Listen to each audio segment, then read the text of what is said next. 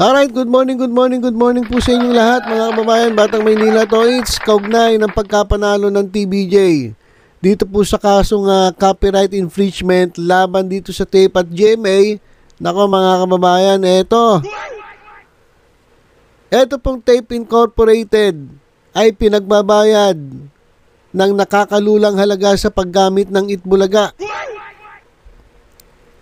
Television and Production Exponents Tape Incorporated was ordered by the Marikina City Regional Trial Court to pay a hefty amount of money for using the Itbulaga trademark illegally.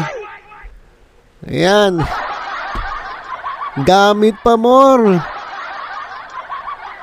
Ito masakit mga kababayan Natalo na sa kaso.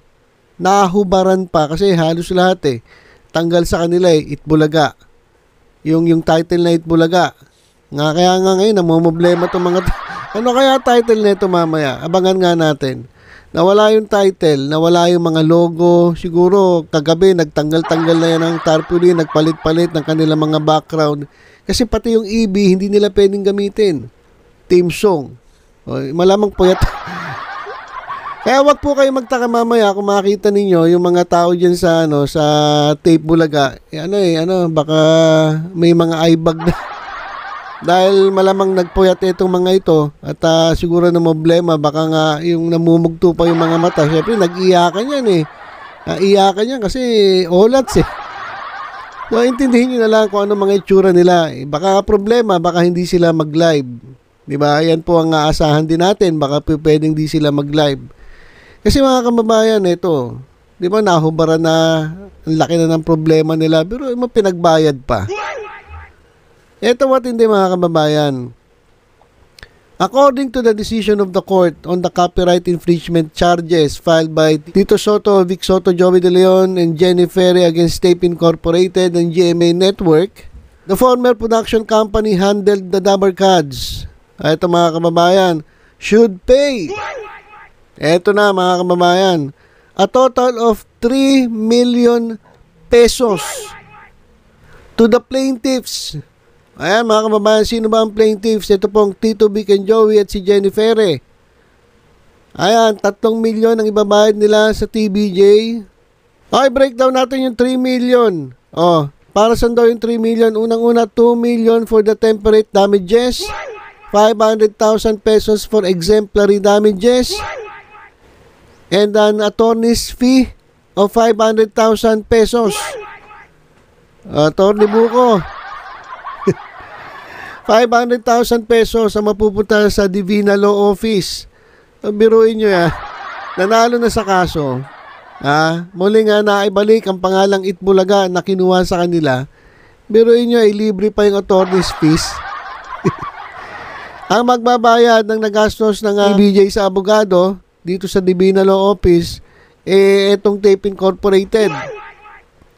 Kaya yan po mga kababayan, 3 milyon ang sisingilin ng Marikina City Regional Trial Court dito sa Tape Incorporated. Ayan. Gamit pa more. At tigas kasi ng ulo na ito mga to mga kababayan. Talagang talagang pinagpilitan nila na sila yung Itbulaga na hindi naman talaga sila. 'Di ba? Ito pa they are also not allowed to use Itbulaga title, jingle, or even air playback of the past episodes of the longest running noontime show. Ito mga kababayan sa ating screen, yung kopya. Yan po yung kopya nung utos ng korte na magbayad etong Tape Incorporated. Yan mga kababayan. Ito yun yung breakdown Yan Moreover, Independent Television and Production Exponents Incorporated is directed to pay plaintiffs the following sums. Ayan po, pag tinotal nyo yan 3 million pesos. Temporary damages.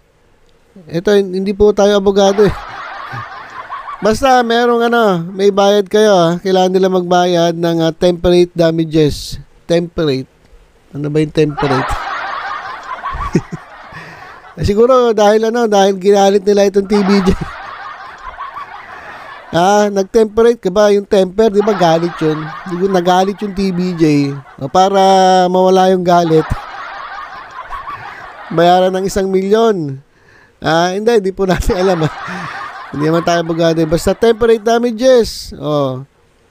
Tapos, committing unfair competition and copyright infringement against the plaintiff respectively, 2 million. Yan, 2 million. Tapos, eto basta 1,000,000 pa uli. Exemplary damages at attorney's fees. Attorney Buko. Bekene, men. Alright, pursuant to, basahin natin to. Basahin pa ba natin? Ito naman, inutusan naman ng korte ng Marikina City Regional Trial Court, itong Intellectual Property Office of the Philippines o IPO. Makinig kayo. Ito ang utos ng korte. Through its proper unit, officer, is hereby directed to cause the cancellation of the following trademark registrations in the name of Television Production Exponents Incorporated from its records, database, or registry. Ito matindi mga kababayan. Burahin na yan, tape na yan. Tanggalin na yan pangalang Tape Incorporated. Dahil hindi na nila pag-aari ang It Bulaga. Yung mga trademark registration na final ng Tape Incorporated, tanggalin na yan. Ayan ang utos ng Marikina Regional Trial Court EB, ano mga tatanggalin sa database? Ano yung tatanggalin na pag-aari ng tape? Yung mga niregister ng tape na hindi naman kanila. Ano ba yan? EB and logo under Certificate of Registration number 4 2011-00 dated June 14. Ito yung final nila nung June 14, 2013 for classes 16, 18, 21, 25 and its corresponding renewals ng EB, tanggalin. I-cancel ang registration na yan ng EB. Pati yung kanilang pag-register ng It Bulaga. Pati yung logo. Ito, binanggit din kung ano yung number ng registration number. June 14, 2013, tanggalin niya. Ibig sabihin, wala na silang trademark, hindi na sa kanila nakaregister dahil ayon nga sa korte, ang nagmamay-ari ng It Bulaga at EB ay etong TBJ. Ayan mga kababayan, ako. Sakit naman na ito. Talo ka na, nawala na sa'yo lahat-lahat. Magbabayad ka pa. Wala nyo 3 milyon. Lugi ka na, lugi na yung kampanya mo. Kampanya. Kumpanya pala, sorry. Lugi na yung kumpanya. Wala ka na nga pambayad sa ibang mga tao. Tapos ngayon, magbabayad ka pang 3 milyon.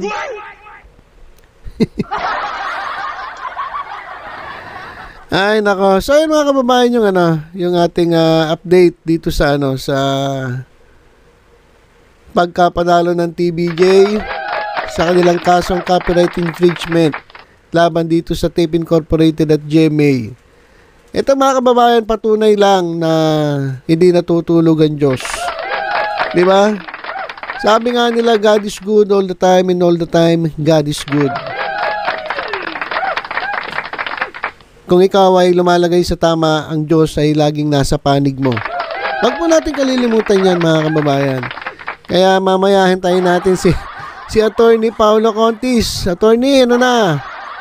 Abangan natin kung ano sasabihin ni Attorney at ano kaya mangyayari. Malapit na mga kababayan, malapit na yung mamaya abangan natin. Patrendingin nga natin. Ngayong araw na to ay maraming manonood dyan sa sa Tape Incorporated o dyan sa GMA. Maraming manonood dahil kami manonood din. Titingnan namin, panonoorin natin kung ano yung bago yung title. Gusto namin makita kung ano yung tsura ni Paulo Contis. Tingnan natin angas mo, Paulo Contis. Tingnan natin yung yung yabang mo kung ano na.